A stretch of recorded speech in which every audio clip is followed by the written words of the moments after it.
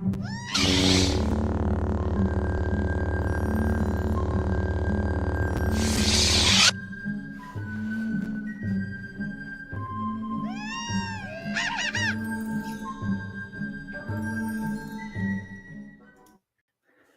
is up, everybody? It has been a crazy week of Star Wars. As the title suggests, we had the finale of Bad Batch, we had a crazy episode of The Mandalorian, and we are all very excited to talk to you about it. How are you guys doing tonight? Catherine, happy to be go here. ahead.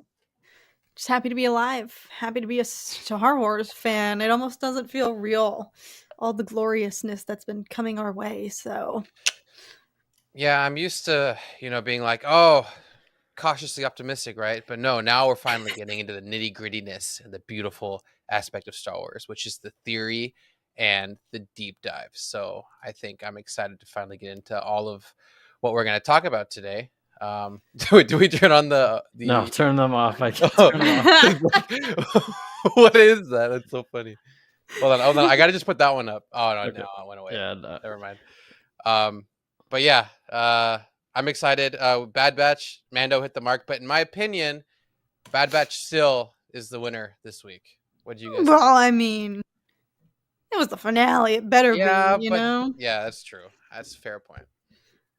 Let's take roll call. We've got Alice, Sal, Charlie. Let's see. Quentin Hall, Phoenix, Solus, Serena. Welcome, everybody. Gaines all here. Alice from the future. Yes, and John Wick 4. Yeah. Yes. Have you guys seen it? I did see it. What'd you think? I thought it was the best of the four. Yeah. It was definitely the best one. I just love Keanu. He could like, I like how he also had like no lines pretty much. He barely said anything. Yeah. And he was still the coolest person in the movie. It was great. What up, Tommy boy? So let's get into the discussion of the Mandalorian, the pirate. We saw a lot in this episode. It jumped around to various perspectives. What did you guys think about that approach? Do you prefer that to an episode that just solely follows Din? Do you want to go first or want me to go first? You go first. You always make me go first. I like to give Kat the stage sometimes because I feel like I talk too much. But I will say this. I think we just had this conversation, Kat, about what Succession did really well, and it's like we can interweave like a bunch of different stories, a bunch of different places, all within one episode, and still kind of feel like we're getting somewhere, right? And I feel like this episode was a good indicator of that. I think it definitely tied a lot of things together and answered a lot of questions and kind of pushed it in a direction where now we can finally be excited instead of feeling like it was just like a cat chase or a cat and mouse type of we start the same place we ended, right? This kind of got somewhere and it felt really good, I think, to get an episode like that. The complexity with, I guess, Bo was also really fun. But before we get into the details, I think this is the approach that they should be doing. I agree. Yeah, you made a really good point. Like, a big quarrel I feel like a lot of us had with Mando season 1 is it's kind of like start, stop, clean slate, but nothing really very high stakes or consequential would happen. And so, admittedly, I feel like a lot of us maybe assumed this week's episode, hearing the plot of the pirate, we have seen these clips of the Mandos on Navarro in the trailers. So I went into it thinking I knew what was going to go down. I was like, they're going to go to Navarro and slay some pirates, and that's going to be it. But it turned out to be way more consequential and actually like move the plot in a way I wasn't expecting. And it turned out to be like one of the highlight episodes so far of this season. Like, because Alex, like you said, they moved around and they show, okay, here's a snippet of the New Republic. Like, that's advancing that storyline. Here's this final, little clip here with Moff Gideon's ship. That's advancing that conflict. Like, it was just, which allowed it to be like, so when you do have all that behind the scenes work and jump around to highlight different elements of what's just going on in the story right now, like, it makes it so that I could enjoy just 15 straight minutes of the Mandos just poning everybody on Navarro, because it's like, this is at least going somewhere. It's not like this is just the episode. This is it. Like, there's more being layered in the story. So it just makes everything it's more fun versus thinking, oh, that's all they did and there's no plot development. So I really liked that approach. Made it feel more well-rounded. It made it feel bigger too, because it's like it's bringing in the New Republic, right? And it's something that we haven't really seen. We haven't really fleshed out why the New Republic were so kind of oblivious to the fact that the First Order came in. It's like how was any of that? How did any of that happen? Are they just inept, right? And I think this is kind of foreshadowing that they kind of are just like, I don't know what they are. We can ignore it, right? It's like, oh, a prisoner transport got lost. Who cares? And they don't realize, like, yeah, it was Moff Gideon the whole time. It took some random captain, right, some rebel pilot to like actually take the initiative to go do it, like, because they didn't even really care. So yeah, I think tying it all together in one cohesive story instead of it just being all about them on Navarro made this episode way more interesting. Yeah, 100%. Yeah, and I think it's really fascinating if you look back at season 1 of The Mandalorian, which I think is fair to say is probably we'd have to wait to see how this season plays out. But as of right now, I'd say it's my least favorite of the 3. And I think that's almost a consensus. Yet it saved, quote unquote, it saved Star Wars at the time. Mm-hmm. And it was pretty much just a mission of the week kind of show. And there was very little story cohesion from week to week. But now it's becoming this bigger thing where we have an episode where we just spend 40 minutes on Coruscant with Pershing, or we have this episode where we go and we follow the X-Wing pilot, and then we also see Din, and we also see Grief Karga. It does feel bigger, and I think that's what we predicted would happen when we saw the trailer. It just, for whatever reason, this season felt bigger from the onset, and each week continues to make that more true. But I did think, I don't know if you guys thought this, but I thought that his reasoning for suspecting that the Empire was involved in the pirates attacking Navarro was very strange. Like, I don't see a connection between them. I don't know why he was like, this could be. Maybe he's just had a thing out for Moff Gideon ever since it started, and he wanted to give him a reason to maybe bring Navarro into the conversation and keep an eye on the outskirts or something. I don't know. You have to make that clear, though. They yeah, didn't. You have to reach for the answers. Yeah, I agree. I'm glad you said that, Zach, because I was a little bit like, did I miss something? Yeah. And like, even when we rewatched it, I like opened my ears a little bit more because I didn't know if I missed a detail or not that the pirates and remaining Imperials were like in cahoots together. But I guess I interpret it as like, if we allow lawlessness to just thrive everywhere and we don't intercede, who's to say, pirates one day, but then like remaining Imperial, resurgences the next, kind of like, because it does very much seem like the New Republic seemingly has their hands tied and doesn't want to do, like, for example, like Navarro was not a member planet, so they kind of just washed their hands of it, and they were like, not our problem. Like, they're definitely, I feel like they're just putting in the bare minimum effort, if that makes sense. Like, they're just doing the bare minimum. They're just so content with their victory that they feel like there's going to be no other problems ever. Right? They're just on autopilot. You're right. Yeah. I think they also have their hands full. I mean, they didn't start out as a government. I think there was a line where he said, "We're not a rebellion anymore. Like, we're a government." It's kind of like you start down a path, but you don't really think about what's going to happen when you get to the end of it. And I feel like they effed around, and now they're finding out, like, it's not easy to rule a galaxy. Like, you write for a promotion, and then you get the promotion, you have no idea what to do in that promotion. Exactly. You're like, oh shit, like, I like the extra money, but I actually don't know what to do, and I have no experience in this field. Right? It's very interesting. On the note of, I guess, I mean, I kind of wanted to play off of what you said at the end of the episode, Zach, where we were chatting about kind of the theories about why there was Mandalorian, I guess, remnants that were identified, and you said something along the lines of they're like plotting it, like they're planting it to make it seem like it is the Mandalorians, but really it isn't. And there was one, like, I guess, theory that you could say maybe like Thrawn rescued him and then planted Mandalorian because they're searching for Sabine or something. Thrawn's searching for Sabine for some reason, and maybe there's something along the lines of the New Republic searching for Mandalorians would maybe help Thrawn in finding Sabine and get to Ahsoka or something, right? So maybe I'm thinking maybe it might, to build off of your point, it might lean somewhere that way. But like I said, I don't think we're gonna see Thrawn, but we might just see Thrawn now. Honestly, I was thinking about it, or we might hear about him maybe. What are you guys' thoughts on that? No, Zach, go no, I don't think we're seeing Thrawn. I don't even think he's in the galaxy. I've said this before. I think he's with his own people. And I think Ezra is actually working with him. I don't think he's controlling Imperial remnants and trying to bring back Palpatine. I don't think so. Just from the books that I've read, the canon books at least, it doesn't feel like something he would be doing right now. Fair.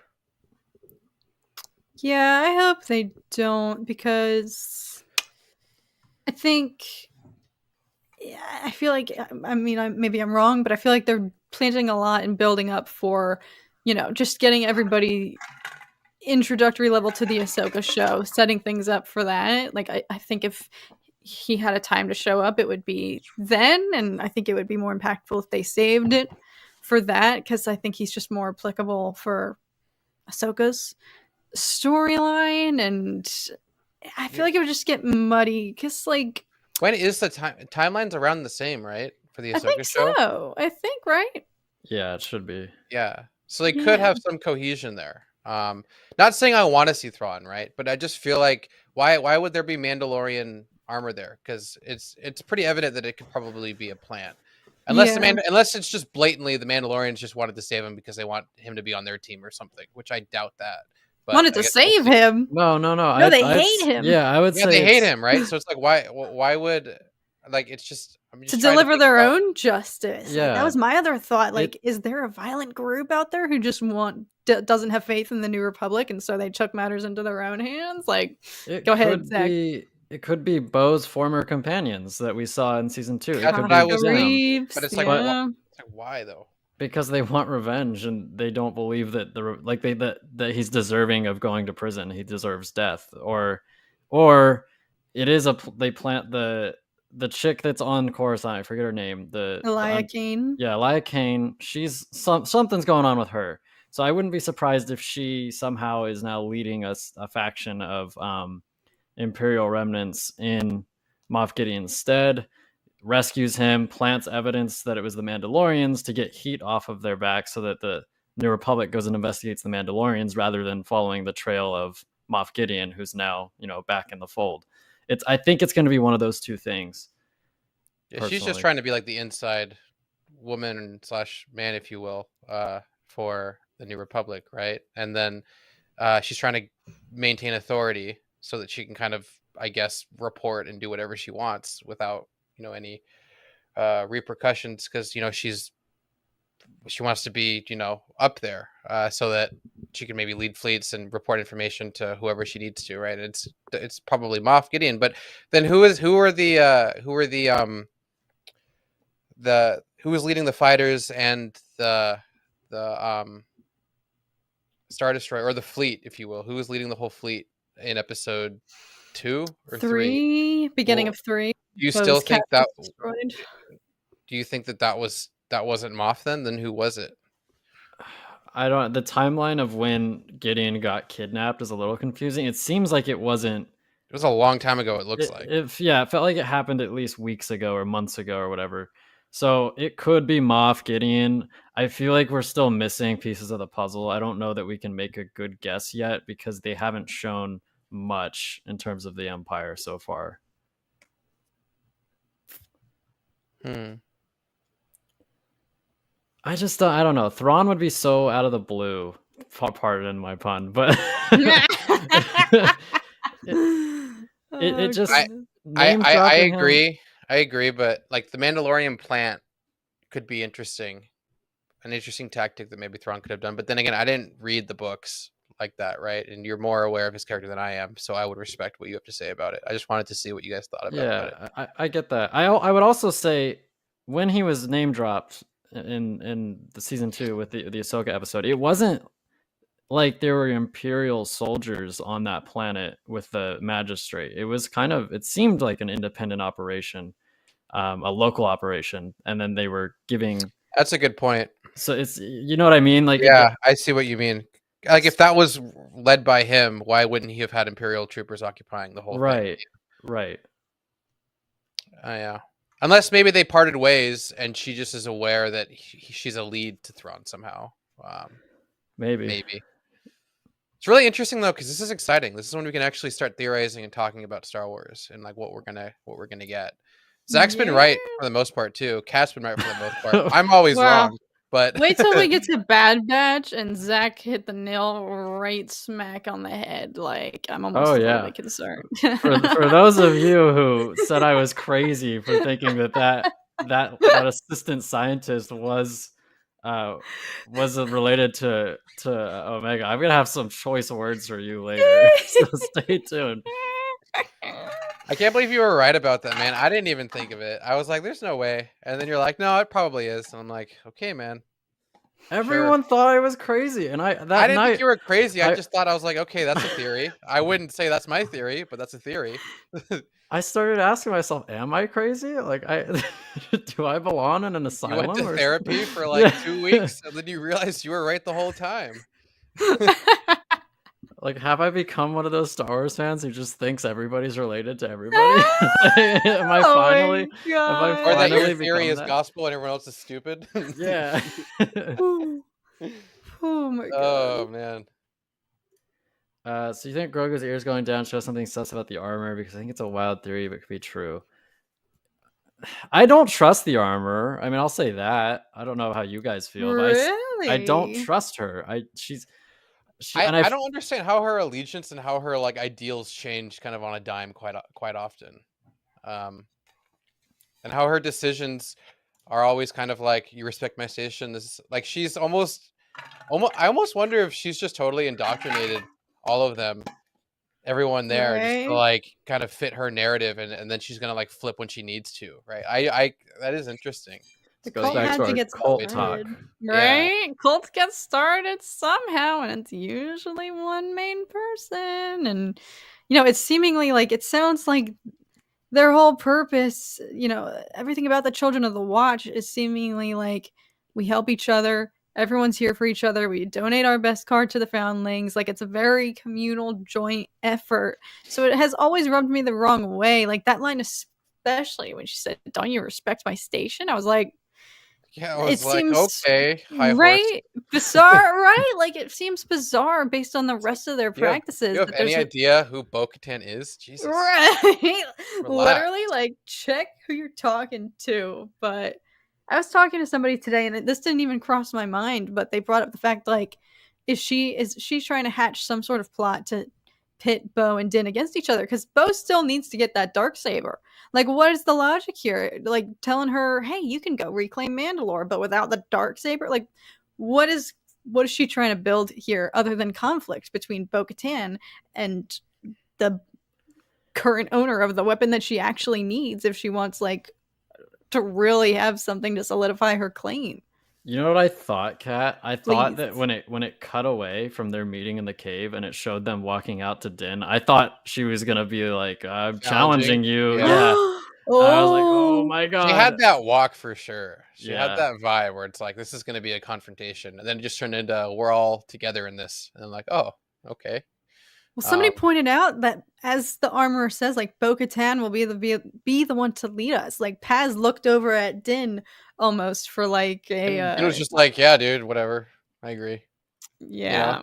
Almost like he doesn't really want to lead, which I guess makes sense. Yeah, which brings me to our next kind of topic. Is it? I see a lot of people saying that, oh, Bo's now she's gonna end up being the next Mandalore, and she's gonna do what we all thought Din was gonna eventually do, and lead Mandalore into the next phase. But do you think that it's kind of a red herring, and that it's still gonna end up being Din, or do you think they're actually going down this road? I think the idea of Bo just being okay with not abiding by what her people that left her for traditions are, and being like, hey, look, the Darksaber doesn't matter, guys. Just come back with us and we can all live on Navarro, right? I really don't think that she's changed that quick. I think she still has her ideals set. Yeah. I mean, we're gonna have to see, but I don't know. I think this is a good place for Star Wars because it's not easily predictable and it's not something that you can kind of roll your eyes with because you don't really know what direction it's going to go, and that's exciting. The only problem is if it goes in a direction that's obvious, that's going to be a big problem, right? If Bo is suddenly completely changed, right? That's weak. That's dumb. Like there should be a lot more conflict and a lot more complexity to her character moving forward from here, right? And I think she just needed the right avenue to express, I guess, what her right is and what she feels like she deserves. And if I don't know, I forgot where I was going with that, but you guys can continue. I got distracted. My cats over here are being so they're just like hiding behind my computer. It's getting that warmth from the computer fan. Dude, yes. I agree. Like, I think in terms of who wants it more, if I had to choose sides, I'd be Team Bo, because I think they've built Din to be in a place where he has Grogu, he has new values now. Like, he'd be content, I feel like, with just settling and enjoying fatherhood. Not that he's not passionate. Like, he's very, like, I think he could be just as great of a leader, but I feel like Bo-Katan, this is more on her, like, on the horizon for her, like something she'd be more passionate about.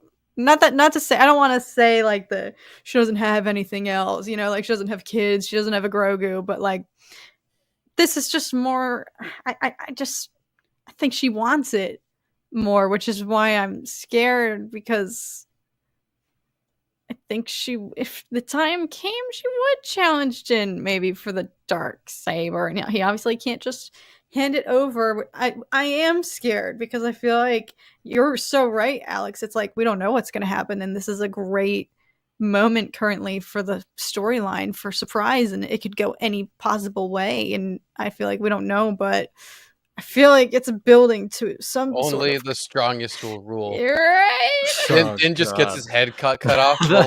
We're like, holy fuck, they did it. And then Grogu just goes on a revenge path. No way. He's like a massive like bounty hunter killer.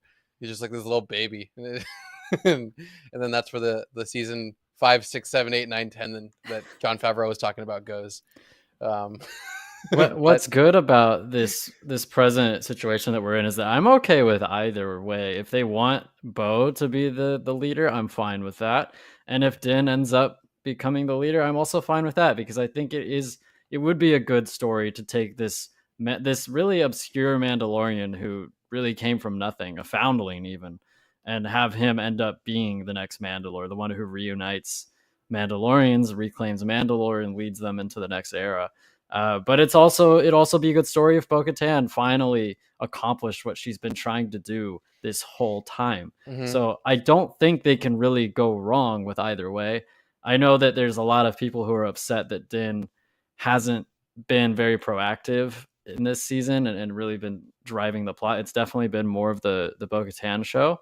But as people love to remind us, it's called The Mandalorian. It isn't called Din Djarin. So are you guys upset that we got yet another episode that was more Bo-Katan driven based off of the ending? I think coming from like the Clone Wars, right? For people who didn't watch the Clone Wars, they might be a little confused or upset about it, because it's like we don't really know much about her.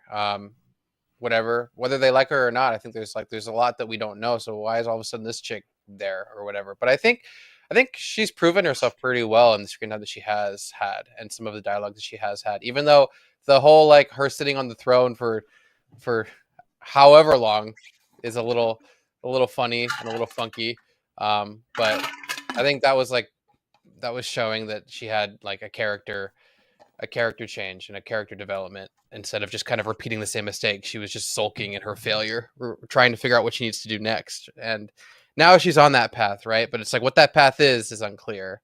And And then what was the next part of your question, Zach? Are you upset that it's become more? The show has More become more, Bo-centric? driven by Bo. No, not necessarily, because I think they've done Din Djarin's story. I think they've finished most of the Din Djarin and the Grogu story with the first 2 seasons. I can't imagine how much more complex you could get between the two of them, to be completely honest with you.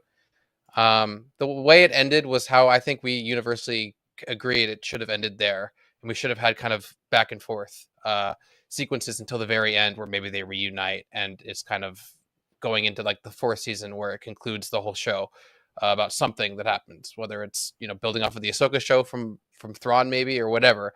I think that it's not a bad route that they're going with Bo, because it is a little stale to continually go after Grogu and Din and that whole "I'm going to teach you how to navigate the galaxy" kind of thing, right? Because it's cute, Grogu's cute, but if you use him too much, people are going to get sick of it. And I think this is a good kind of in between, where they're kind of branching off and having multiple different stories develop in the midst of the Grogu and Din story. So I'm okay with it, to be completely honest. It's just the way that they continue from here is where we have to kind of look closely, and whether or not they do her character justice, or they do the story justice, or if it's just extremely predictable and cheap, right? But I guess we'll see. That's such a good point. They really do have to handle both Bo and Din very carefully going forward, because for the people who are Team Bo and we're like, I don't give a crap, I freaking will welcome it. I don't have any opposition to it. Like, sure, maybe it feels a little bit unexpected. And it is interesting, because one of my big things when Din pretty immediately, fulfilled his quest for what I thought was going to consume the entirety of the season in literally the 2nd episode, I was a bit like, okay, well, what's left for him to do at this point? And since then, it's kind of shifted focus to Bo. But I'm not opposed to that necessarily. But you are right, Alex. I think they have to tread carefully now. They've put themselves in a position where you have to deliver for both characters. For the people who are here for Din, you're so right. There is probably a whole audience here who hasn't watched Clone Wars, which I forget about. For those of us who have, it's like, frick yes, Team Bo. But there's probably a majority, I would say, of the audience that doesn't know her backstory and whatnot. Right. So I think they have to handle it carefully for the people who do love Bo and are here for her, and it's like, she's a legacy character, please don't screw this up. But for Din too, it's like, okay, this is his show. You brought back Grogu and to reunite him with Din for a reason. Like, tap into that. Like, I think they have to I think they can do it. They just have put themselves in a position now where you gotta show respect to both characters, or people will be upset regardless. Yeah, you gotta be clever. Yeah, I would say for people who are concerned that Bo's just gonna clearly be the ruler, you never know with The Mandalorian, because mid season 2 or like the end of season 2, we thought that Grogu was going to train with Luke, and that was that. And then very quickly that changed. So anything can happen.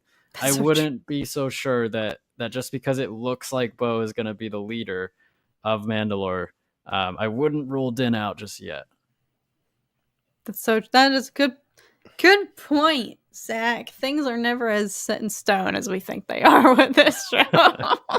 So it can all be reversed, as we saw with Book of Boba Fett. Not that was like reversing things, but there we all were, heartbroken one minute that Grogu was gone, and then it was fine the next. So I almost want to see something tragic. I don't know. I feel like I want to get my heart ripped out of my chest. I feel like we haven't really seen tragedy in Star Wars. Okay, bad. In Mandalorian, I do agree with that. I was like, holy smokes, Bad Batch is on a level, and I was thinking about it. I was like, I haven't gotten this in my feels really about Mandalorian yet, like in terms of the stakes and the weight. So you're right. Before we get to the tragedy, though, let's talk about Zeb. Probably the most surprising part of the episode for me was I was in disbelief. I was like, that's not Zeb. That's not Zeb. And then I waited until the credits, and it was Zeb. Even though I recognized his voice and it looked just like him, the same species, I don't know. I was just like, that can't be Zeb. Like, why would he show up now? Like, did you see Deborah, Dave, and John all at the cantina at the bar? I was like, I didn't notice it at first until I watched it the second time. But I saved the second time for Amanda to see it because she didn't see it until the next day at like night. Mm. And I was just like staring at her because she loves Zeb. Zeb's like one of her favorites, right? So Aw. and then she's like, "Oh no, that's just the same species." Wait, that is. And then she like, I just seeing her little face freak out. I was like, "Oh, it's so cute. Look at her." Oh, you Right? should have recorded it. I should have. I loved that. That was like, I love moments like that in Star Wars. It's so cool. It's I'm funny not because the I biggest think, Rebel fan, but I did like Zeb, right? So that was pretty cool to see him, and he looked good. Did you guys think he looked good? yeah, he Yeah, he looked looks good. really good. It sounds like we all had the exact same reaction of no. Is it no? Yeah, it's like that's just a species. Oh wait, it is him, dude. Yeah. Amanda, just the way she reacted, I'm like, oh, she's like a little kid. It was like the cutest thing. I love that, and that was a good moment. Those are moments that I want to see more of in Star Wars, right? Not necessarily cameos, just moments where you're like, wow, right? And just like, that's cool or that's nice, right? Instead of just like the, oh, really? It's like, oh, okay. Well, That's it cool, I helped guess. that he Right? looked really, really good. Like a live Yeah, he action did. Zeb is He looked so something. good. I wonder Yeah, how like they did that.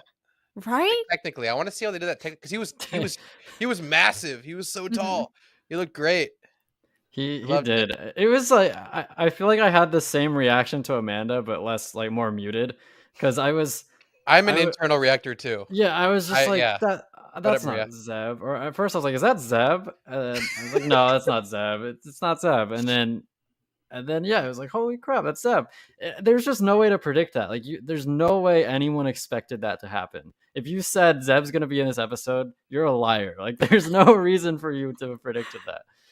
You're like, I predicted it 3 months ago. I saw the snippet of the set that they filmed in on Croatia. My friend of a cousin's friend was there. He took a picture, put it on Twitter, and I predicted it. It's like, yeah, no, shut the fuck up. You didn't predict it. And yes, I do just want death and dismemberment. I'm sorry. I understand. We had a long meeting about how I'm like, I want to see more death. We don't get to see death or stormtroopers get destroyed, and I want to see You it. did just say 3 seconds ago you want there to be some tragedy in this show, so Yeah, Maria, you missed it like literally like a minute ago. I was like, well, I want to see more tragedy in Star Wars. I mean, you did suggest Din getting his head cut off earlier Yeah. as well. Only the strongest. Wait, only the strong will rule? Or only the Yeah. Only strong- the strong will rule. right? And then he gets his head cut off. That was so cool. He was so cool. That's a cool Vizsla right there. Pre-Vizsla was sick. Yeah, he was something. John Favreau. Yeah, that man. It's such a fun story to how he got involved in Clone Wars. I think he said he was editing Iron Man back at Skywalker Ranch in 2000, I don't know, whenever Iron Man came out. I think it was like 2008, and they just got to talking with Lucas and Filoni basically, and then Lucas asked him if he wanted to voice a character, and he ended up voicing Pre Vizsla. So it's a nice That little was his tie in. there. Yeah. That's his in right there. It's so cool. But let's jump to Bad Batch now.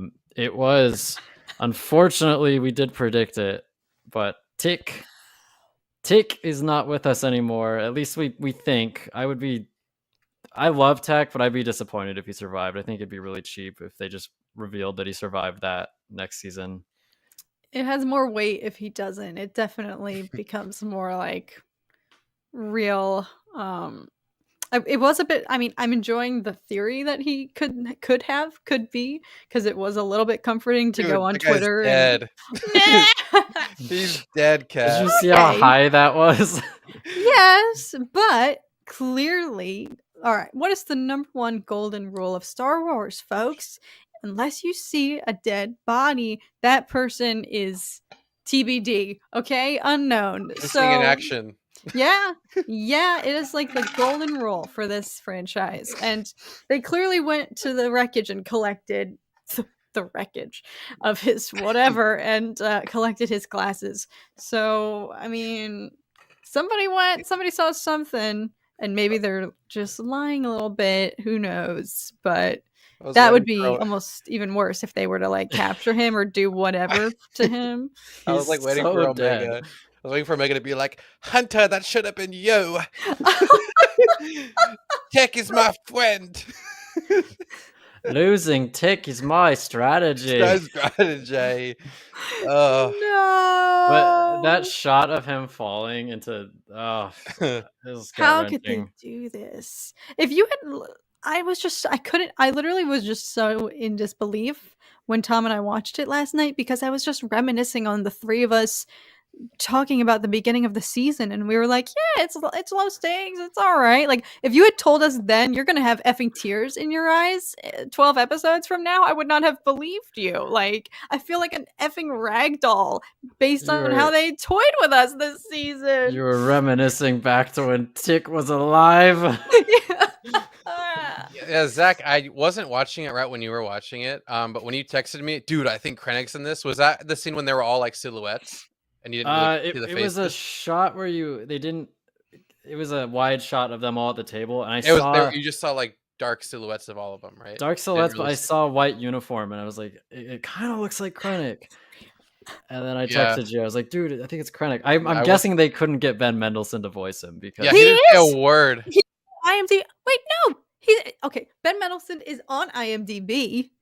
And I'm sure they just pulled yes, Governor Tarkin from the movie or something. He literally, he said like 2 words, but we got the Stardust name drop. Like, yeah, that was sick. I loved that. Adding lore to the new lore, right? It's so cool.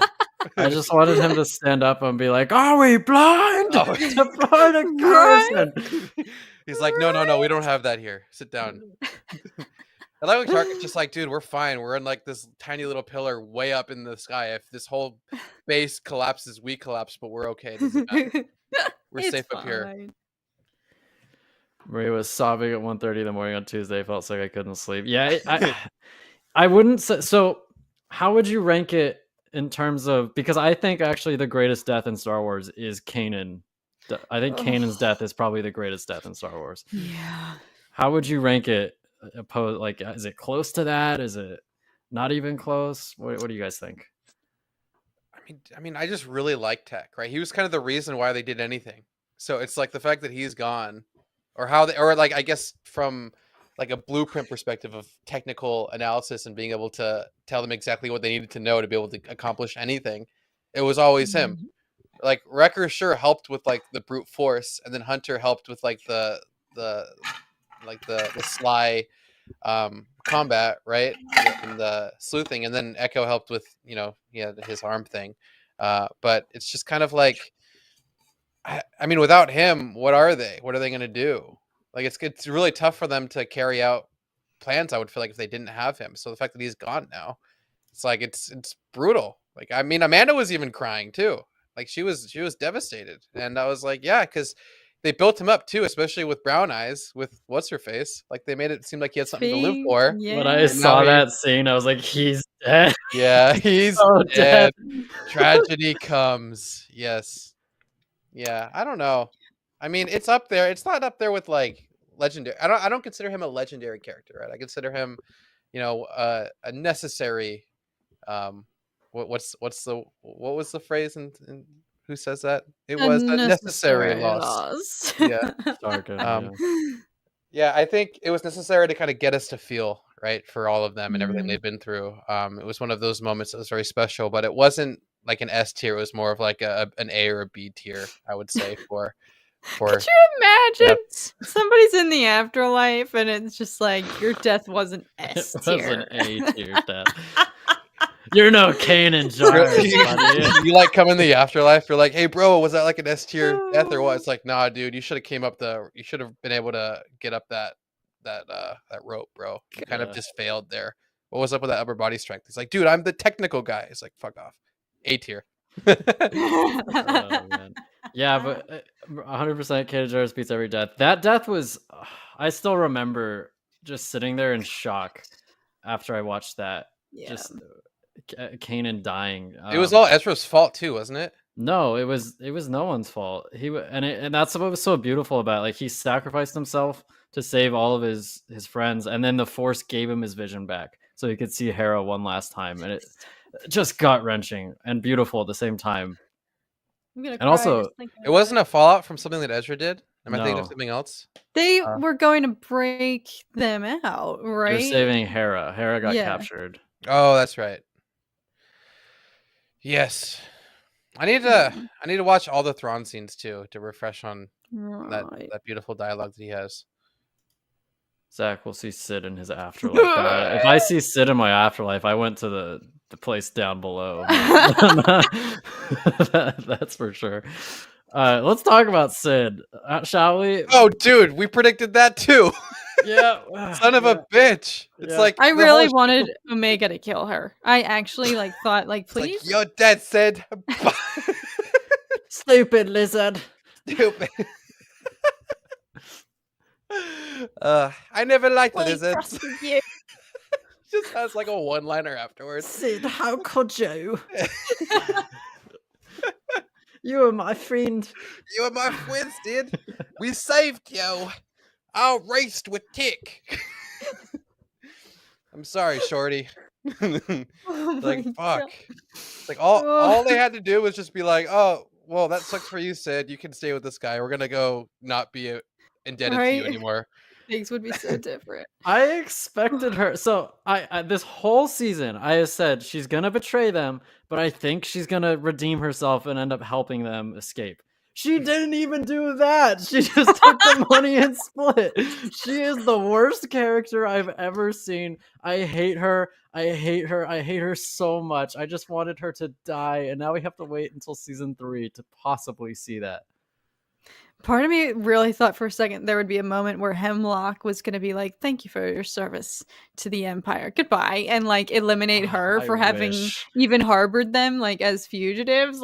I was like, "Oh, could it be?" He's too. It seems to me like he is willing to do whatever's necessary in terms of the context of research, but when it comes to just in general, just doing bad things, it doesn't seem like he does that. At least that's what I'm picking up, right? He has Like when it comes to boundaries. yeah, like if he's not just going to go out in public and kill people because they did something relatively against the Empire, and like he will only do the terrible things in regards to research and furthering his research, right? That's what I see like as a character is like. Whereas Krennic will just be like, "Fuck you, dude," or Tarkin will be like, "Fuck you, dude," and they'll just kill people, right? He doesn't even care about the Bad Batch. He was only pursuing them because he needed Omega to get Nala-Se to do the research. It's the only. He didn't care about the Bad. He even said it. He's like, "I'm not here for them," and I believe him. He doesn't care about them.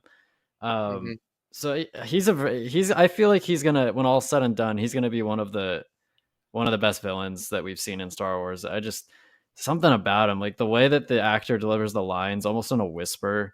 It's kind of mesmerizing. Like I love listening to him talk. Exudes confidence, right? Yeah, And that's a very powerful thing, especially in a position of power when you just exude over reliant confidence in yourself and everything you do.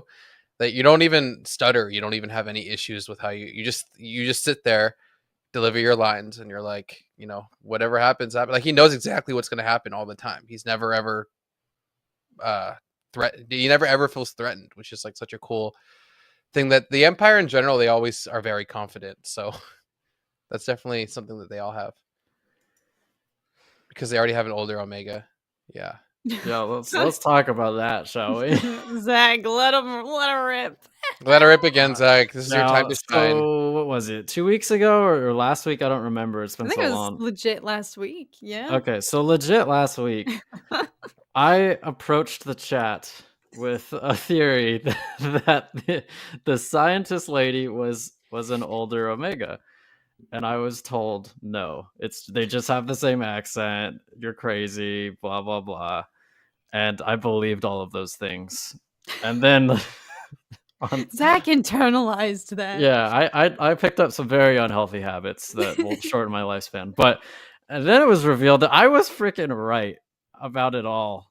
And I have never felt more vindicated. And I believe I said that I demanded a handwritten apology from those of you. Oh, wait. You're right. I think I did.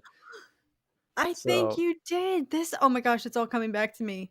You're right. Oh man, chat owes you Charlie, one. you always have an open mind, bro. You play both sides. So he always comes out on top. Hey, Charlie is also a sorcerer here with his predictions because all this time he was unironically Well, he gets telling the all of us. episode like 3 hours before everyone else, so he just watches it and then makes predictions based off of what he already saw. So. Yeah, we're gonna see Zeb in this episode, guys. I know it sounds crazy. This is my prediction, guys. Zeb's gonna show up at a bar where Dave, Deborah, and John are all sitting there drinking. Oh Prove my me wrong, God. right? And then it happens. You're like, okay, Charlie, I don't trust you anymore. I love how everybody's dropping coffins, or somebody is dropping Oh, coffins. God. So We used to say yeah. young Moff Gideon. I apologize for making jokes that cause you to pick up a healthy deadly habit. Ryan, you're correct. Thank you, Alice. All is forgiven. He's lost 10 years of his lifespan. It's like He expects a handwritten apology.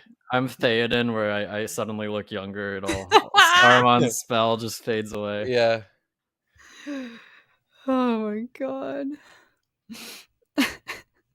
Charlie and I are in the same time zone, and he gets the episodes 15 minutes before me. Charlie has some kind of connection at Lucasfilm. I'm I telling think you. Disney Plus just knows how pure of a soul he is, and they're like, "This is the best individual in the fandom. Let's give him special privileges." I think that's So they like isolated his IP and like made it. They spent all that time and all that work and effort just to do that, like 3 minutes before, because they're like, no one's gonna notice the 3 minutes before. Let's just do it. It's not Dude, even 3 minutes. It's 15. Yeah. It'll be like 11:45 Pacific, and he'll be like, "Just came out for me, guys. I gotta go." And we're like, "What?" And Zach and I are up in here like refreshing till like 10 minutes later when it drops for us. It is Like, really interesting when you look, I guess, at chats of other watch parties, right? And people who are in like Europe or whatever, and they're like, I still don't have it. It's like 10 minutes after we've already been watching it. oh, Right? really? It is really interesting. Sometimes the episodes don't drop everywhere all at the same time. It's really interesting. Everything everywhere all at once. Everything Oh. everywhere all at once. I think Charlie is a Sith Lord. A Sith Lord? Oh my God. No, but honestly, I wish Lucasfilm would invite Charlie to like a premiere or something. He totally deserves it. That'd be really sick too. Yeah, as long as he can vlog the whole thing, because I want to see all of it. Yeah. Hey, we're counting on it for Celebration. I think Charlie has mentioned. Oh I'm so God, jealous. fuck! I'm gonna see some of you guys next week. That's Yeah, crazy. you get to Holy meet shit. Charlie in the flesh. I'm We get effing it, Alex. thrilled. You're going to Celebration. I didn't. We get it. I forget. I forget that it's literally next week already. Oh, you do? Yeah. Oh wait, I'm going to London. But You aren't know what? guys- I don't even want to go. Really, you guys want to go Oh for my me? God. Here. I don't have a passport, so I can't. Wait, You don't have what? a passport? I haven't gotten it like renewed yet, so I need to get it renewed. Oh. Wow. What's up, Sean? Sean. Celebration is literally, is it April like 12th, 14th? No. I don't know. I'm not going. No. It's like. Does it literally start next Thursday? It's. Fuck. If you're Hold on. getting there Wednesday? I'm going. I only got 2 of the panels though, so we're. Oh no! I found out. So they have like special ADA things for like people who are like, if you have like, if you're handicapped or you have like Crohn's, like a man has Crohn's, right? Like invisible like handicap, right? People that there's a lot of invisible handicap issues, right? And Amanda wasn't aware that she could get all these benefits from it, but I think we might be able to get into every panel because she has Crohn's. So if she can, I will relay that to you. But the ADA rules state that we have to go in there like really early and apply for it and get the sticker, but we should be allowed to kind of completely come in to every single panel that we want to go to. So It's that would be. It's the 7th through the 10th, by the way. I just looked it up. So that is literally next week. Yeah. Kat and I Dang. are gonna have our stream where we pretend to be. We are, guys. We're gonna pretend to be at Star Wars Celebration. Fear not, everybody. We are going to have the coolest effing throwdown FOMO stream you've ever seen. Hell The goal is to make everybody in London jealous that they're not sitting here with us. So, Preach, Kat. be there. Literally, it'll be Thursday, right? We're going to be going live, and it's going to be Celebration in London. And, well, actually, it will be like around the end of day 1. Oh, it'll be Friday. Friday's the 7th.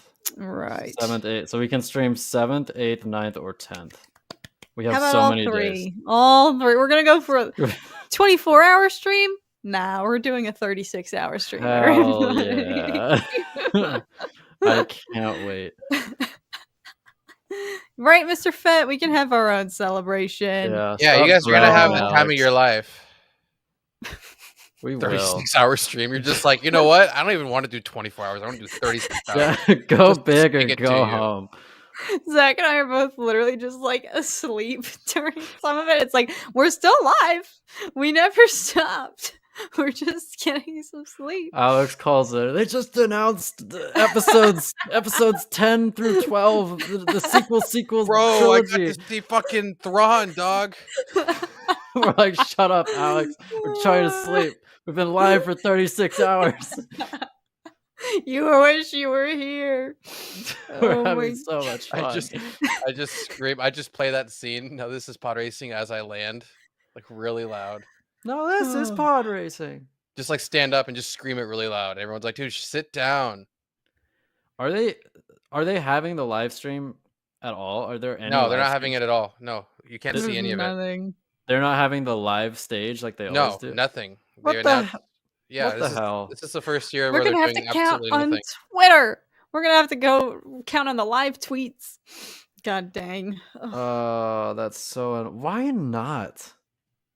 To save Truly. money? Like, are they trying No, to I think they have a lot of announcements they don't want getting out. save? probably. Oh, Yeah.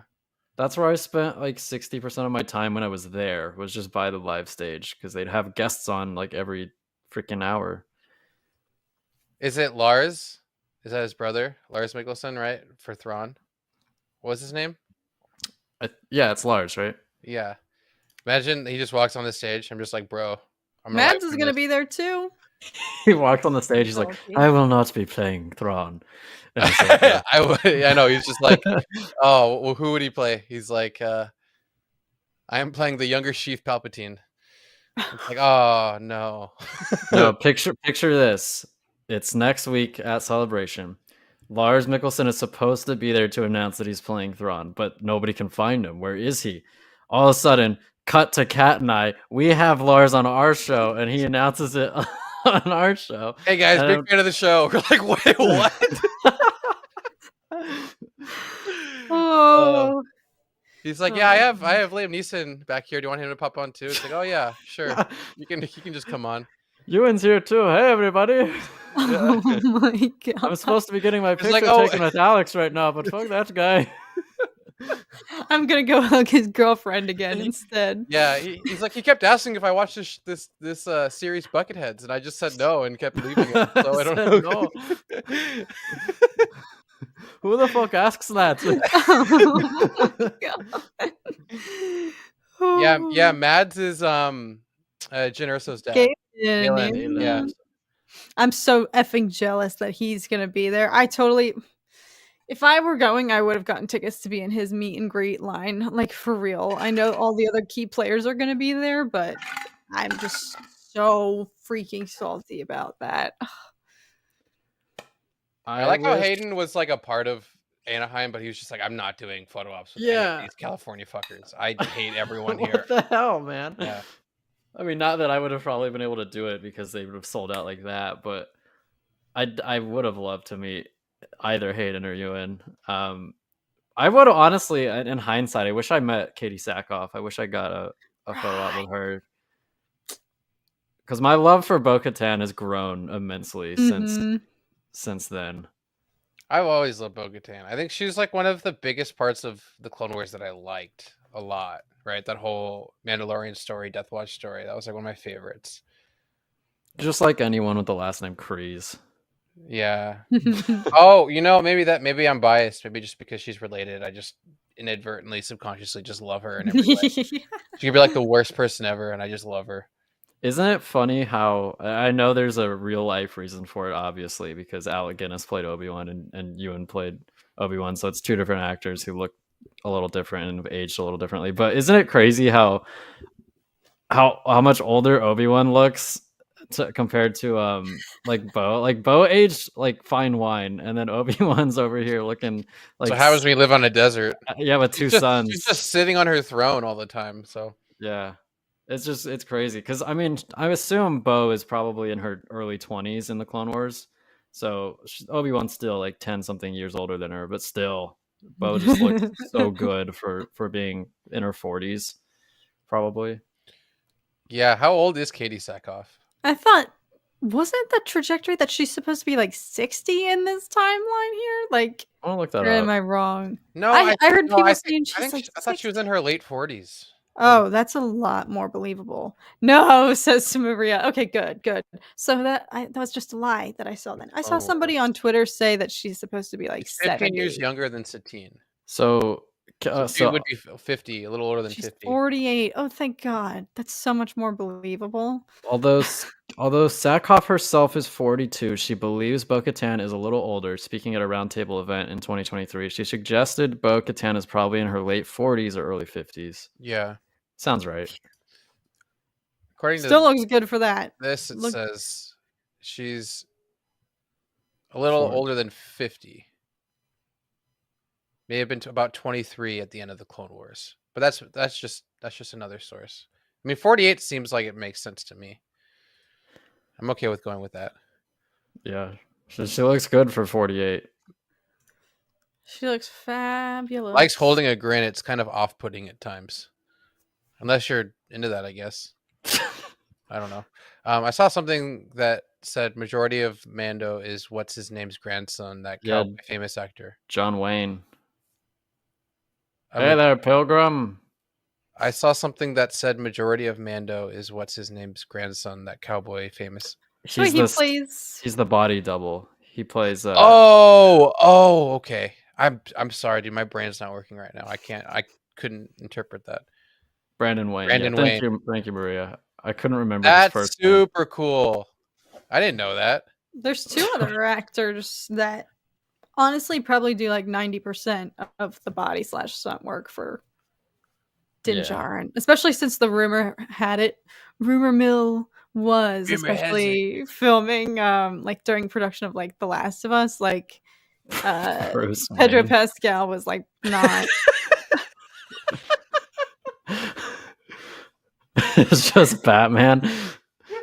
Can always count on Sean for a zinger. Sean from the top rope. It's just like Christian Bale and Rob Pattinson just like switching off. They're just like, wait, you guys, your name isn't actually Bruce Wayne. It's like, no, we're acting. Oh, I'm a dude playing a dude disguised as another dude. Oh God, that's so funny. Why is that so funny? I don't know why that's so funny. I am Batman. Fun fact: John Wayne was kind of an asshole. Everybody celebrates him, but dude was a raging racist. Oh, I think a crippling alcoholic too. I mean, everyone was a crippling alcoholic then. Lateef Crowder is Din Djarin in all the stunts. Otherwise, it's Brandon Wayne with Pedro in the voice. Yeah, do you think Pedro's in the suit at all this season? Because I think this overlapped with The Last of Us production. Yeah, I've been watching his walk consistently in Last of Us, and it just doesn't match. 0 out of 10. 0 out of 10. This whole show. 0 out of 10. I hate it. It's not Pedro. I can't feel Zaddy's presence. It just doesn't make sense. I love the whole Bo-Katan thing, but Din doesn't walk right, so 0 out of 10. This show sucks. it's not him. It's not him. I wonder. I mean, I don't think there's any scenario in which we see Pedro's face in this season of Mando. So I don't know. Pedro gets paid to be the best at it, and he doesn't do much. Yeah, he's been typecast as like the father, and he's not even in the suit. It's like the funniest shit ever. It proves you just need the voice. They just need to know your voice, right? In the womb, they just know the voice and they get familiar with it, and you're the dad, right?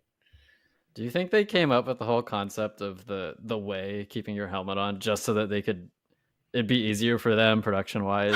I think about that a lot. That's a good point.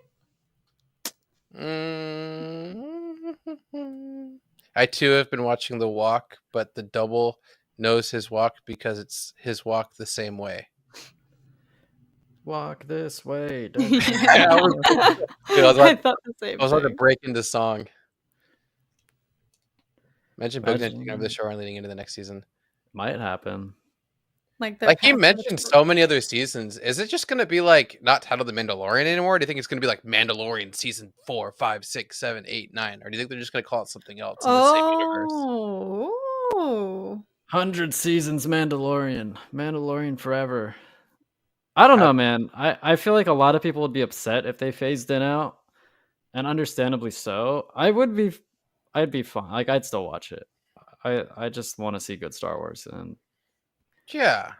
I mean, I think we all want to. I'm just curious what their plan would be in that regard. Because, well, actually, no, never mind. We already had this conversation a million times. We don't have to go there. Pedro was on set last March. The walk is Brendan's. Pedro had to learn that. I wish I had a walk. That sounds really cool. I've never like watched my walk and be like, oh, that's how I walk. So to be able to say, oh, I know how my walk is, it's pretty cool. I know what my voice sounds like. That's one thing. You do? Wow. You're special. I know. It's a heightened skill we have as YouTubers. Like, remember before, like, we have to listen to ourselves all the freaking time. But, like, before, when I used to hear a recording of my voice, it would send a chill down my spine, and I would throw up and be embarrassed. Like, what the F? This is what I sound like? Now I'm just I get anxiety thinking about the fact that people have to listen to my voice. I still get it. I fucking hate my voice, but I just do it anyway. After each stream, I go and throw up because I have to listen to your voice. Each stream I have to use. It's such a hard time. Yeah. No, I vividly remember the first time I heard my voice on camera. I was in elementary school, and we had this dude come every so often. He was with some like green program, and he showed us scenes from Empire Strikes Back for some reason. I don't know what it had to do with the environment, but he was showing us scenes from Empire Strikes Back, and he was pointing out like mistakes. He's like, you see here, Luke comes out of the cave on Hoth without his lightsaber ignited, but in the shot right before that, he had his lightsaber ignited. He's like, that's a mistake. And I'm like, what does this have to do with green stuff? And so after that, he like filmed us reading lines for like, I don't know, some like, I don't think it was an actual commercial, but it felt like a commercial for like save the planet, green, blah, blah, blah. And I remember we watched the takes that we did, and that was the first time I heard my voice. And I was like, oh my God, I sound like a little bitch. It sounds so bad. Zach's in 4th grade reevaluating his life. Dude, I had a squeaky voice until I was in like 7th grade. So all my friends had like that, they were getting their deeper voice in like 6th grade, and I never got it until 7th grade. And everyone would always make fun of me over Xbox Live when we were playing video games. They're like, dude, who the fuck is this squeaker? I'm like, go fuck yourself, dude. Dude, mine didn't change until I was in like high school, like early high school. It was embarrassing. And I was also like 4 feet tall or 5 feet tall. I was really short. Oh, you had the Tom Cruise disease? Yeah, I grew out of it. I grew out of it. Nice. Yeah. Tom Cruise never grew out of it, unfortunately. It's not stopping him. Wow, Alex knows his own voice. Good job, buddy. You're very good. That's what I said. Hey, I need a pat on the shoulder and a participation trophy, please. Thank you.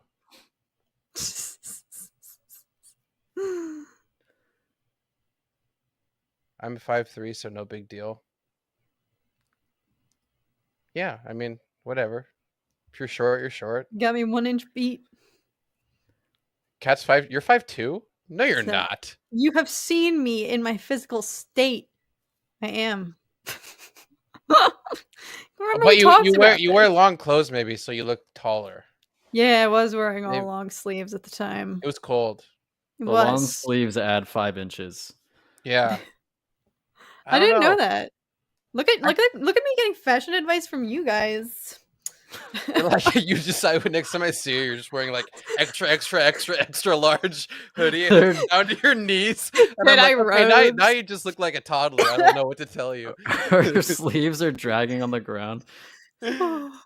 Oh my god. Do you remember that scene? And I want to say it's Ant-Man 2, where he gets shrunk down to like the size of a kid because he has to sneak into a school, and he's wearing like this really long sweatshirt, and it looks. That's what Cat would look like. Oh my god. And I'll be like, for some reason, I just see you as looking like 5'8" and above. I can't see anything lower than that because of your long clothes. No, Like, we holy literally shit. remarked about this because you only ever see me. I could have the illusion. Did I say that you I were really am. short? I don't remember saying you were really short.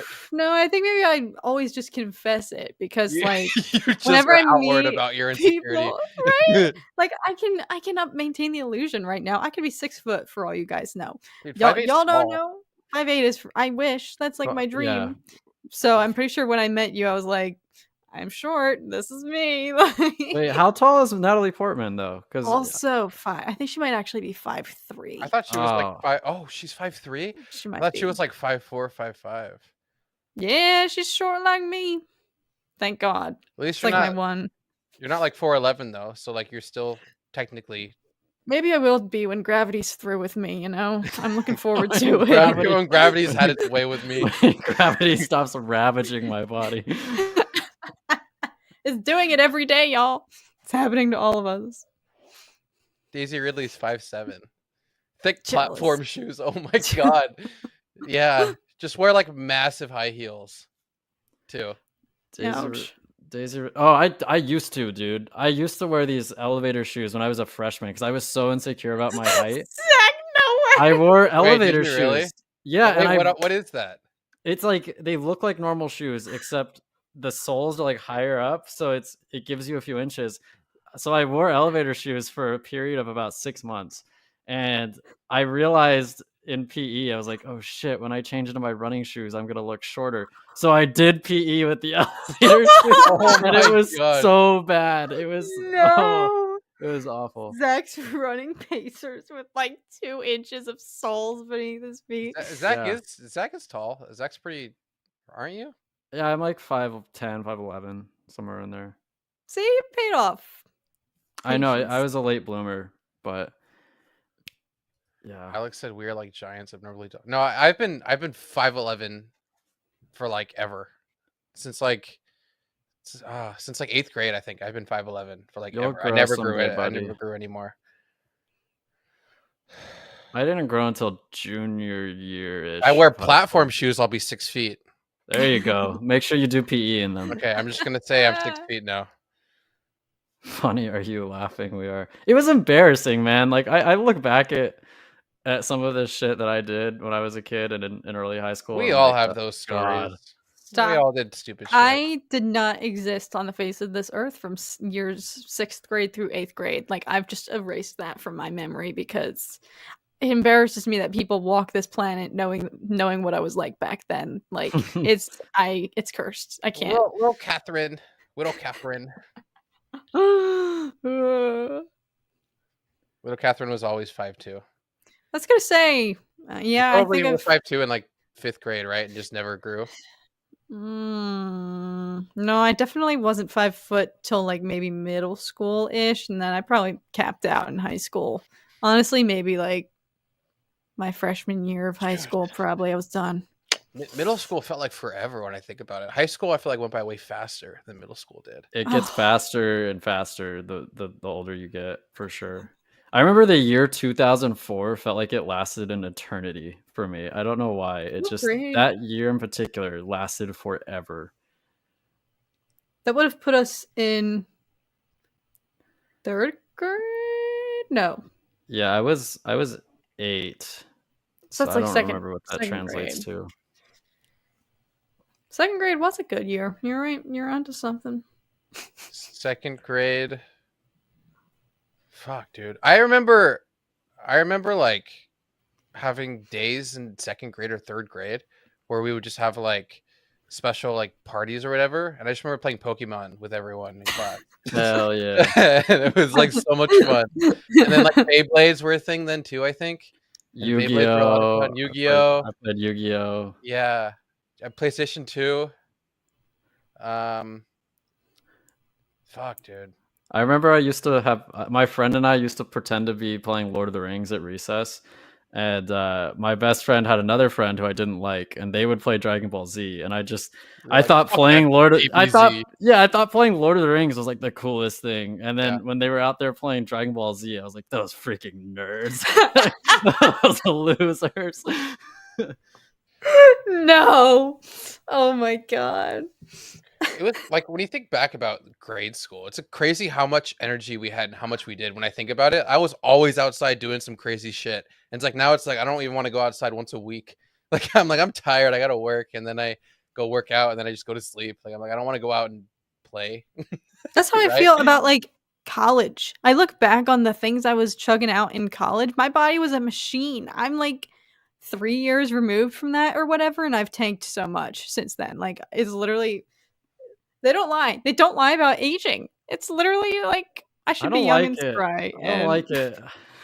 I still feel really young, even though man, it does catch me. Like I always say I'm 25 when I know I'm 26. I forget because I feel like time's moving faster than normal. So I still feel 25, but then when I realize I'm 26, and I feel like it exponentially gets worse. So when I'm 30, I'm gonna be like, no, I'm like 28 or something, right? And it's like, no, you're actually 38. I'm like, oh fuck, now it's No. moving 10 years in the future from what I actually am. I don't even know what's happening now. And then Yeah, you dude. I remember I used to when I was younger. We've gotten so far away from Star Wars, so Yeah, it's I whatever. apologize to We everybody. covered the docket. We covered the docket. Yeah, but I remember when I was younger, I just wished that I was like, okay, I want to be older now. I want to be older now, and now it's like, wait, stop! You're going too far.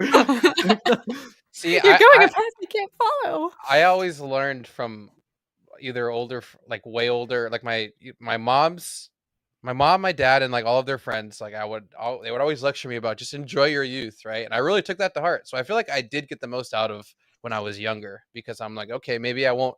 Maybe I'm gonna be as old as these people one day, right? So I should just chill and relax. And I actually feel like I'm one of those few kids that actually did everything I wanted to when I was younger, and felt like I got the most out of it. Now I'm really happy with being an adult and being older and being independent. Like I'm actually really happy where I am now. Like I would never want to go back to high school or middle school. I would never want to go back there after everything.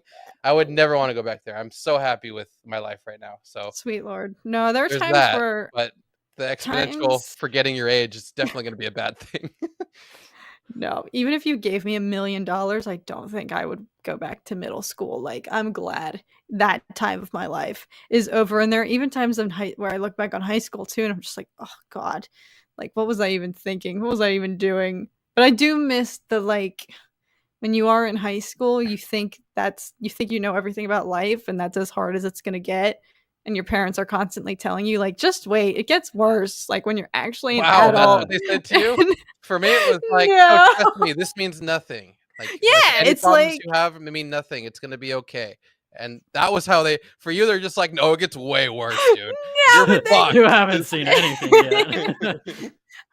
that not discouraging, but more in like enjoy the microcosm while you're in it, because you think your Yeah. problems in high school are pray that your problems in high school are the worst ones you will ever have in your whole life. Like that's the Unless you logic. peak in high school. I and then- remember my dad when I was a kid. My dad would and I was having like I was upset about something, or I wanted to do something and I couldn't, and I was just angry or something. My dad would always tell me, "You really need to enjoy being a kid, because when you get older, you'll look back on your days as a child as like some of the best days of your life. You don't have any responsibilities. Like you can do, and like you don't have to worry about anything, and you'll just always remember that being a kid was amazing, and you'll never get to do it again. So enjoy it."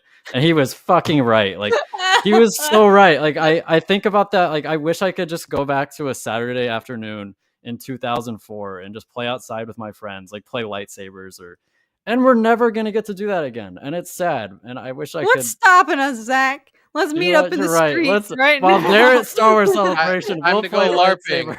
lightsaber. Time to go LARPing. It has to be like one of those like really awkwardly filmed, like someone's just like watching it happen and they're filming it from their phone. Like, look at these losers over here, and you just see like Kat tripping over herself and like face planting in the ground, and oh my god, we're on the Hollywood Walk of Fame. We're just playing lightsaber. You're just using quotes you're just like pretentious, like over the top quotes from Star Surely you Wars. can do better. I've been waiting. Or no, have you seen what is that? What is the famous clip on YouTube with like the really fat dude? Oh, who, like, yeah. I love that. Yeah, clip. I And he forgot. falls. Yeah, and he falls back. He's like, "Ow, fuck, that hurt." Oh, that'd be great. I would love that. I've seen so many of that kid's videos. Yeah. He What's always his gets name? I don't remember, but I he always gets forgot. his Yeah. finger hit, and he's like, "Ow! You can't go full force." He went full force. Yeah, never go Yeah. full force. Yeah. Yeah, what's his face? That other famous YouTube channel like went out and hung out with that guy for a while. iDubbbz went and hung out with that guy for like a week and did a whole documentary on him. Did you ever see What? that? Yeah, I did. Yeah, it's so funny, man. But Don was an adult in '77 for Yes, the OT. I imagine- wish. That would be so cool. Imagine being able to be alive in that time and experience all of that. Maria has, Don has. I don't know who else in here has. I think everyone else is like around our age or maybe like 10 years older, which doesn't even put you in the same. Missed out. Yeah. 34 Charlie, you're 34? Charlie is eternally youthful, all right? Dude. Charlie, I thought you were like our age. Bro, I thought you were like Yep. 23 or 22. Holy fuck. I did Yep. not know that. Wow. Good on you, bud. He's like the healthiest human being. Yeah, Revenge of the Jedi in 1983. I was 9, but my dad made sure I saw the first 2 on Betamax. Yes. Yes. What's your earliest memory of watching Star Wars? Me? Either of you? I was Being- eating baked beans in my That's cousin's. specific. Yeah, dude, my aunt always made baked beans whenever we were over, and I just remember eating like baked beans, and they were watching the pod races, and I haven't seen any of the Star Wars yet. I was like, fuck, how old was I? I was like 4 or 5. It's like 4 or 5, maybe 6.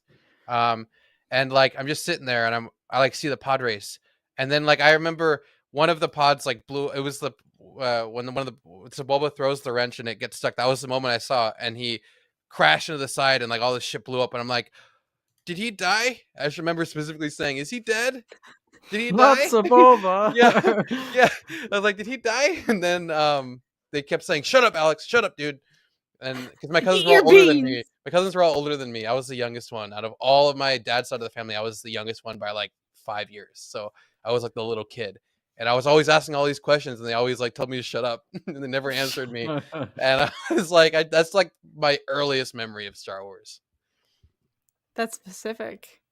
Mine was being absolutely scarred for life when I think it's Empire Strikes Back. Yoda sends Luke into the forest and he confronts Vader and chops his head off, and then the helmet explodes and you see Luke's face underneath. And it was at that point in my life that I thought Star Wars were scary movies. That's my most vivid. It's scary, Mama. I don't want to watch it anymore. No. Eat your beans. I think my first Star Wars memory was I was at my aunt's house and I was watching Return of the Jedi on VHS, and I really enjoyed the Jabba the Hutt's palace scenes. I loved that. I love the barge scene. I don't remember anything after that. I just have this memory of watching like the Jabba the Hutt's palace scenes on VHS, and that's the first thing I can remember. I know that I saw Phantom Menace in theaters when it came out when I was like almost 3, but I don't remember it at all. That is a goated accomplishment. You were seeing Phantom Menace when you were 3 years old. Yeah. Your parents weren't doing it right. Born and raised. Yeah, I didn't see anything in theaters until Revenge of the Sith, and that was the theater experience that I remember so vividly. That I just broke down and couldn't stop crying. I remember it so vividly. It hit me so hard, and I think ever since that moment, I'm like, I love this movie so much. I love Star Wars. Star Wars is amazing, right?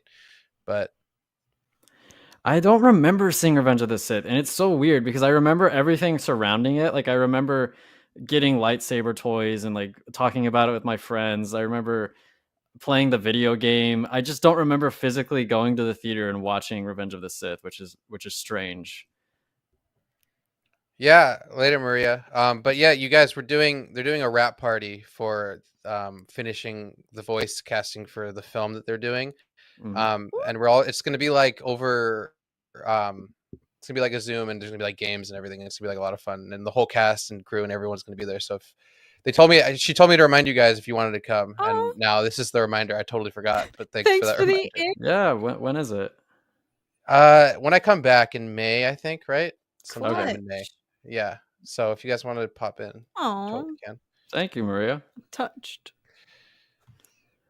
My first Star Wars movie was Return of the Jedi. My favorite memory is Vader killing Darth Sidious, and it was amazing to go back and watch the prequels.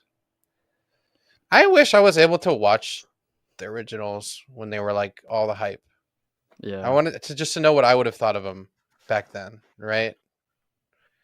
Because it came so far with the prequels, right? Like tech came so far, so it's like having the eye of that tech that they had in those days is like the standard. Tick. Don't Rip. say his name. Gone but not forgotten. Rip. Maybe gone. Probably Okay, gone. we'll go with maybe gone. We'll humor you for a little bit, Kat. Probably gone.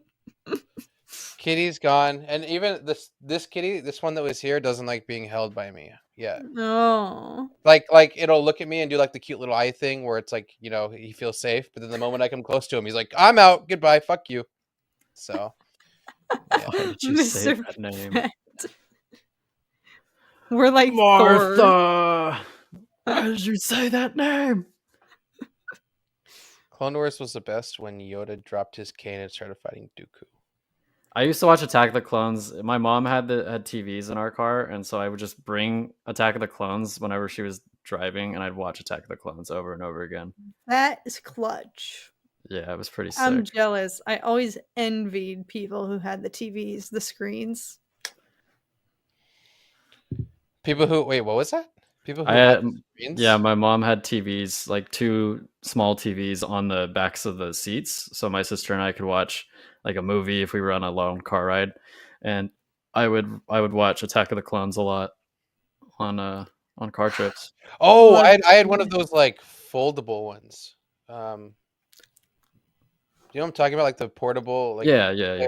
with CDs. My dad would burn like a million CDs, and we had like a massive CD, like booklet with a bunch of movies for any car ride because I was like annoying as hell with my sister, and we would always argue in the back seat. So they just invested in a portable movie player. We just watched movies. So that was a good memory too of having like CD players, even VHS. Like I'm glad I was able to be one of those VHS kids growing up too, because I got to experience how quickly everything moved. Right, I wasn't born into the TikTok generation.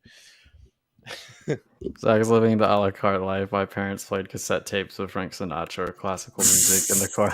I know, it was pretty ritzy. I felt like I was like on top of the world. I was like, I got TVs in the car I can watch. I got a private jet waiting in the runway. Yeah, basically. God, I remember cassette tapes though. I remember I had this Batman the Animated Series cassette tape that would play audio from like 2 episodes of the animated series, and I'd listen to it when I went to sleep when I was like 8. It was pretty sick. I would listen to like The Hobbit and Lord of the Rings trilogy in a Walkman with cassettes. Nice. Audiobook. And I would listen to that before I would go to sleep like all the time, getting through those. Like I remember that vividly. I listened to The Hobbit. I think I read The Hobbit like 4 times. I swear. I don't know why I loved it. I don't know why I loved it so much. Maybe the voice that did the audiobook I liked a lot. I don't remember who it was. I think it was like the same voice who did the.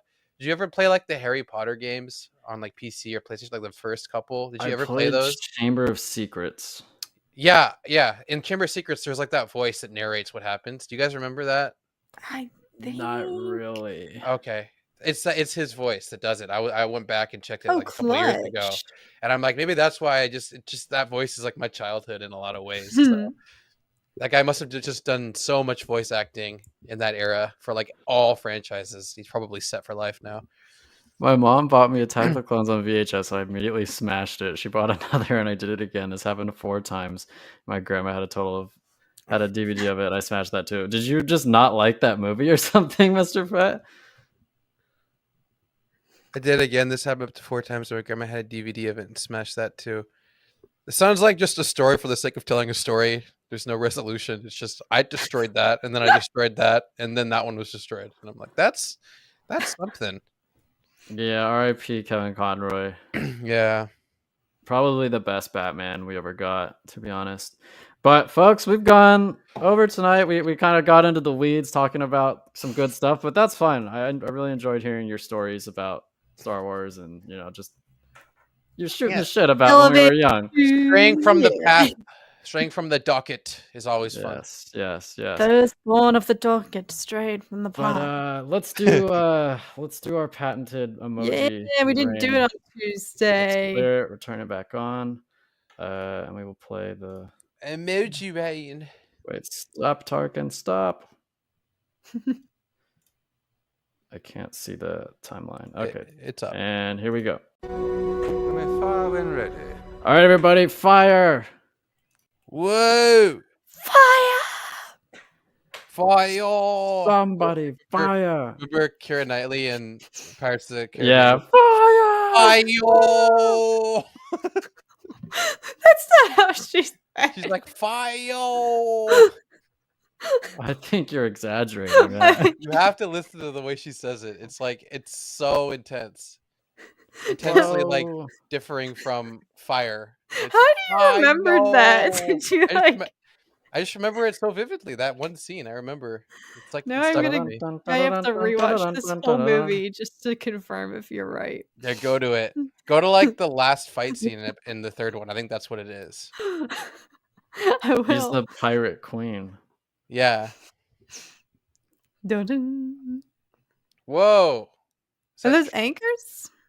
Tritons? Tridents. We got King Triton's trident. We got dragons, fire, radioactive symbol. Let's go. Nukes dropping. The armor's tools. We're going to eat some food. Corn. Cream of corn for dinner. Aliens. Aliens will come and attack us. Pirates. Yo ho. Do you think we should like pick our favorite ever? Like our favorite combination and be like the winner of our favorite emoji rain goes to. It's tough though. There's some good ones, man. Yeah. People come up with clever combinations. Sometimes, yeah, the color combinations of similar emojis is also really cool to see. Pancakes. All right, everybody. Remember to like the stream if you haven't already, and we will see you next week on the Cat and Zach show because I think Alex will be gone. But I'll be gone for 3 weeks, but you guys will carry on fine without me. We're gonna make you have FOMO, Alex. Yeah. Be there, be square, everybody. I'm gonna tune in. I'll be gifting memberships, so be there, be square. Daddy Alex throwing around the war bucks. All right, everybody. We'll see you next time. Have a good night.